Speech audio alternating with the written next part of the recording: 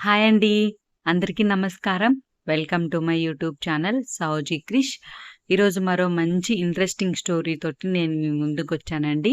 Story ఏంటంటే తెలివితో నిండిన కుండ అండి.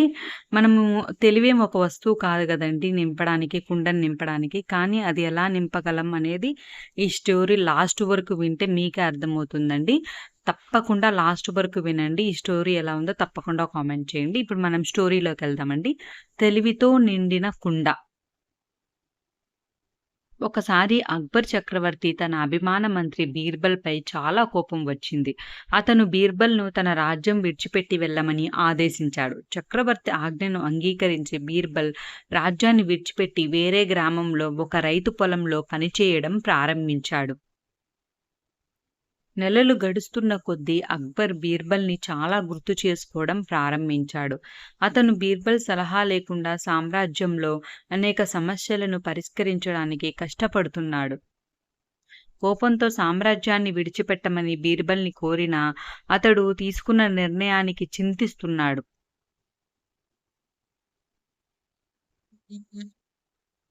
కాబట్టి అక్బర్ తన సైనికులను బీర్బల్‌ను వెతకడానికి పంపాడు. కానీ వారు అతన్ని వెతకడంలో విఫలమయ్యారు.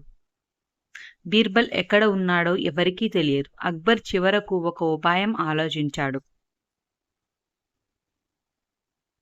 అతను ప్రతి గ్రామ అధిపతికి తెలివితో నిండిన కుండను చక్రవర్తికి పంపమని సందేశం పంపాడు.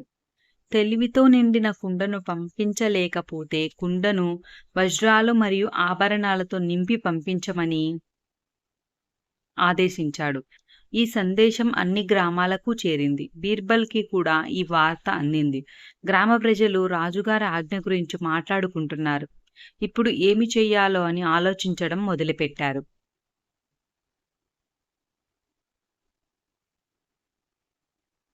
తెలివి ఒక వస్తువు కాదు కుండలో నింపడానికి. కానీ రాజుగారి ఆజ్ఞ అది కాకపోతే వజ్రాలు మరియు ఆభరణాలు కుండలో నింపి పంపించాలి. కానీ మనకు అంత సంపద లేదు కదా అని అందరూ దిగులుగా ఆలోచించారు.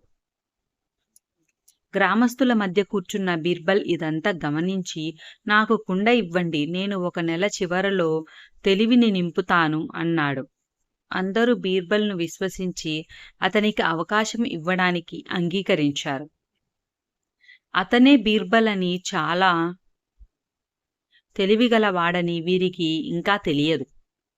బీర్బల్ తనతో కుండ తీసుకుని తిరిగి పొలంలోకి వెళ్ళాడు. అతను తన పొలంలో పుచ్చకాయలను నాటాడు. అతను ఒక చిన్న పుచ్చకాయని ఎంచుకున్నాడు మరియు మొక్క నుండి కత్తిరించకుండా అతను దానిని కుండలో ఉంచాడు. క్రమం తప్పకుండా నీరు, ఎరువులు ఇవ్వడం, దాన్ని చూసుకోవడం ప్రారంభించాడు. కొద్ది రోజుల్లోనే పుచ్చకాయ కుండ ఆకారంలో, ఆ పరిమాణంలో ఎదిగి కుండ నుండి బయటికి తీయడం చాలా కష్టంగా మారింది. అప్పుడు బీర్బల్ తీగ నుండి పుచ్చకాయను కత్తిరించి చెట్టును వేరు చేశాడు. దానిని చక్రవర్తికి పంపించి, రాజావారు, దయచేసి తెలివిని కుండ నుండి బయటికి తీయండి. కానీ కుండను పగలగొట్టకుండా మరియు తెలివిని కత్తిరించకుండా అని చెప్పాడు.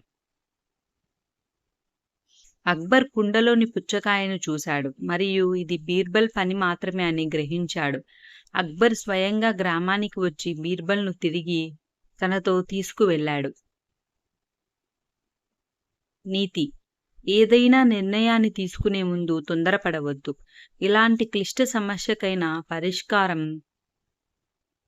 తప్పకుండా ఉంటుంది. విన్నారు కదండి! ఈ స్టోరీ ఎలా ఉందో తప్పకుండా కామెంట్ చేయండి. ఈ స్టోరీ నచ్చినట్లయితే తప్పకుండా లైక్ చేయండి, షేర్ చేయండి, సబ్స్క్రైబ్ చేయండి. ఇప్పటివరకు సబ్స్క్రైబ్ చేసుకునే వాళ్ళు ఎవరైనా ఉంటే తప్పకుండా సబ్స్క్రైబ్ చేసుకోండి. సబ్స్క్రైబ్ చేసుకున్నాక పక్కనే బెల్ ఐకాన్ ఉంటుందండి. అది హిట్ చేశారంటే తప్పకుండా నేను పెట్టేవన్నీ మీకు వెంటనే వస్తాయండి. నేను పెట్టేవన్నీ మీరు చూసేదానికి వెంటనే ఉంటుందండి. ఇప్పటివరకు నా ఛానల్‌ని సపోర్ట్ చేశారండి. ఇక మీద నుంచి కూడా మంచిగా సపోర్ట్ చేస్తారని నేను భావిస్తున్నానండి. అదేవిధంగా ఈ స్టోరీస్ ఎలా ఉన్నాయో కూడా తప్పకుండా కామెంట్ చేయండి. మీ ప్రతి ఒక్క కామెంట్‌ని నేను చదువుతానండి. థ్యాంక్ యూ అండి. ధన్యవాదాలు.